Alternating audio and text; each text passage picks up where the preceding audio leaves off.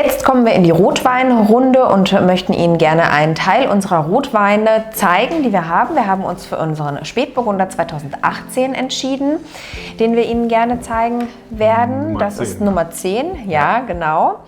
Man sieht schon an der Farbe ein richtig schönes Rubinrot, genauso wie eben auch ein Spätburgunder sein soll von der Farbe her.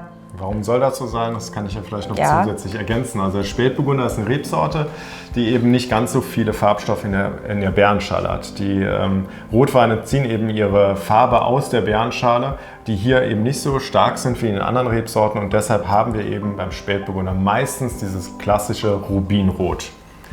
Die Rebsorte Spätburgunder gilt auch vom Norden her zumindest als Königsrebsorte. Wie der Riesling und den Weißwein ist der Spätburgunder hier in unseren Regionen und im Burgund halt natürlich auch dann eben die Königsrebsorte.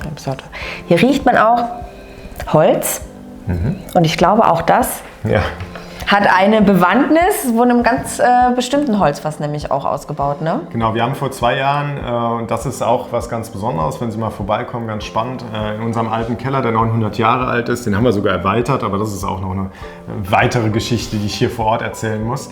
Jedenfalls haben wir in diesem alten Keller schöne Doppelfuderfässer neu gekauft, neu nicht ganz, von einem anderen Betrieb, der leider aufgehört hat. Und das Spannende war für mich, das ist auch so eine Emotionsgeschichte, dass dieser junge Mann, der die Fässer verkauft hat, mir erzählt hat, dass sein Opa diese Doppelfuderfässer selbst gebaut hat. Und da war es ein bisschen um mich geschehen, muss ich zugeben. Und dann haben wir natürlich diese Fässer gekauft und sind da ganz stolz drauf. Und das sind Doppelfuderfässer. Ich sage gerade wahrscheinlich ein Wort, was Ihnen nichts sagt. Und meine spannende Frage ist immer bei den Gästen hier, wie viel Liter hat ein Fuderfass? Das fragt er immer. Genau, das ist meine Frage an Sie, die mir jetzt keiner beantworten kann, schade.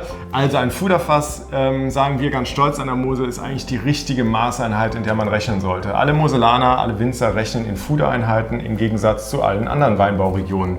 Und wir sagen immer, die einzigen, die es noch verstanden haben, ist die Wasserwirtschaft. Dort haben wir den Kubikmeter. Jetzt habe ich vielleicht was gesagt, was Sie jetzt verstanden haben. Also es sind eben 1000 Liter. Und dieses Fuderfass hat seinen Namen von einem Pferdefuhrwerk. Und wir Moselaner rechnen tatsächlich schon seit Ewigkeiten in Fudereinheiten. Und deshalb ist das für uns die Maßeinheit. Hier haben wir das Doppelfuder, also 2000 Liter. Und der Spätburgunder hat jetzt ein gutes Jahr in diesem Doppelfuderfass gelegen und dadurch eine gewisse leichten Holzaromatik, aber das Schöne ist beim Holzfass tatsächlich auch, ist der Einfluss, der durch die Mikrooxidierung passiert. Das heißt, wir haben eine langsame Atmung, die durch die Holzporen stattfindet. Ganz feiner Spätburgunder, elegante Nase. Hier hätte ich jetzt gerne ein Stück Camembert dazu, muss ich sagen. Das herrlich im Geschmack, wirklich. Ja.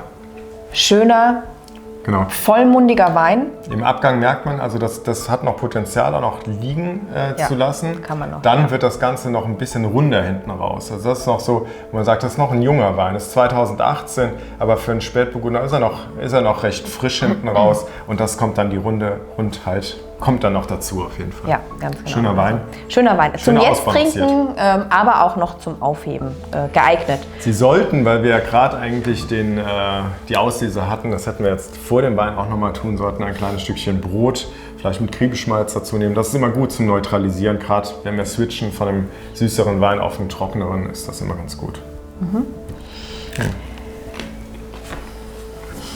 So, dann gehen wir weiter mit unserem Wein Nummer 11 und zwar ist das unser Pinot Novus. Unser Pinot Novus ist ein herrlicher Wein, nur allein schon von der Farbe ist er sehr anders als jetzt der Spätburgunder. Das kommt natürlich auch durch die Küvettierung. Das ist wieder ein Cuvée, er passt sich so ein bisschen in unsere Siebenborn-Reihe auch irgendwo an.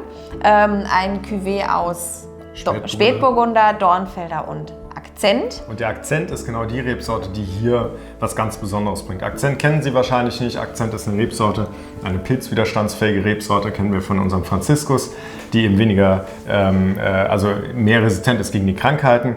Und diese Rebsorte bringt hier eine gewisse Fruchtigkeit, die man fast nicht kennt. Die hat schon ich sage immer so eine Naturvanille dazu. Und das ist schon ganz spannend und das finde ich immer genial an dem Pinot Novus. Genau, und hier schmeckt man auch ganz klar diese gewisse Süße. Das ist ein Rotwein im feinherben Bereich. Das erinnert schon fast an so ein Primitivo. Und ja, wir servieren den gerne und essen auch selber gerne Pizza und Pasta dazu. Das passt einfach wahnsinnig gut, weil wir nämlich da auch diese Erfahrung hatten beim Italiener. Genau, also die Tomatensoßen oder Tomate hat an sich eine Süße und wenn wir da diesen Wein dann mit dazu trinken, dann kriegt das so eine Komplexität. Uns ging es so, wir haben bei unserem Italiener mit den Kindern dann zusammen Pizza gegessen, schon öfter, mit dem Opa zusammen und so weiter und dann gibt es immer einen gewissen Primitivo dazu. Hat so gut geschmeckt, dass Esthers Papa dann diesen Primitivo auch gekauft hat, uns eine Flasche auch geschenkt hat. Und wir sitzen da abends zusammen und machen den voll Vorfreude auf, trinken ihn aber jetzt eben nicht zu Pizza und Pasta und waren etwas erstaunt, dass dieser Wein eine Süße hat. Auch wir als, sage ich mal, Weinprofis waren überrascht. Und ja, und dann kam das uns erst so in den Sinn, hier Süße kombiniert mit dem richtigen Essen, dann fällt einem die Süße manchmal auch gar nicht auf. Und das haben wir tatsächlich, der Pinot Noir, den gibt es seit 3 Jahren bei uns und ist am Anfang gar nicht so gut gelaufen. Mild, feinherber Rotwein. Und dann haben wir den wirklich vor 1,5 Jahren so ein bisschen gepusht und den Leuten, Esther hat da sich was Besonderes ausgedacht. Genau, ich hatte ein Tomatenpesto noch dazu gemacht, um eben da genau das zu unterstreichen, was wir eben auch erfahren haben. Wir haben das mitgenommen auf unsere Weinproben und ab dem Moment war der Pinot Noir einer der Sorten, die immer mittlerweile ausverkauft dann auch schnell ausverkauft, sind. Genau. Ne? Und jetzt muss ich die traurige Nachricht bringen, auch 2019 war die Ernte leider sehr, sehr klein insgesamt. Das muss man auch über den 19er Jahrgang auch sagen. Und tatsächlich haben wir von diesem Pinot Noir feinherb einen sehr kleinen Bestand, den wir noch nicht, aber jetzt ganz bald füllen. Ja. Und das heißt, dementsprechend müssen Sie schnell sein. Prost. Sehr zum Wohl.